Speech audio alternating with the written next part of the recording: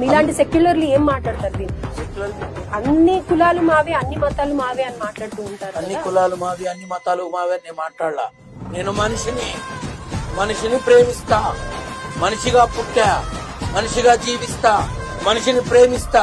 కులం మతం రాదు, ఎవరిని కోసినా నెత్తురు ఎర్రగానే ఉంటుంది. మరి ఎందుకు ఇలాంటి సందర్భాలు ఇప్పుడు ఎలా? ఇప్పుడు రాజమండ్రికి వెళ్ళి రాధా మనోహర్ దాస్ ఎవరు మాట్లాడమన్నారు? నోటికి వచ్చాడు ఎవరు మాట్లాడమన్నారు? చెప్పమ్మా, ఎవరు మాట్లాడమన్నారు? ఆంధ్ర సైడ్ వెళ్తే ప్రతి గల్లీలో ఒక చర్చ్ అనేది ఉంటుంది. తప్పేం? ఏ శాస్త్రంలో ఇతర మతస్థుల్ని ఇలా పోల్చొచ్చు అని చెప్పడం జరిగిందో నాకు అది ఫోటో తీసి పంపడం కష్టమేనమ్మా. మన భగవద్గీతలో ఉందా, బైబిల్లో ఉందా, ఖురాన్ లో ఉందా?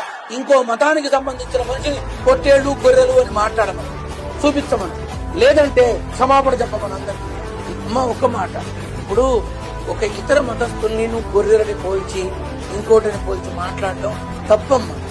అలా మాట్లాడకూడదు, మనకు అర్హత లేదు, గీతలో లేదు అని. అమ్మ ఒక్క మాట చెప్తున్నా, మనిషిని మనిషిగా ప్రేమించాలి, మనిషిని మనిషిగా ప్రేమించాలి. కుదిరితే నీ విధానాన్ని తెలియపరచాలి, నచ్చితే ఆహ్వానించాలి, బలవంతంగా మాట్లాడాలి.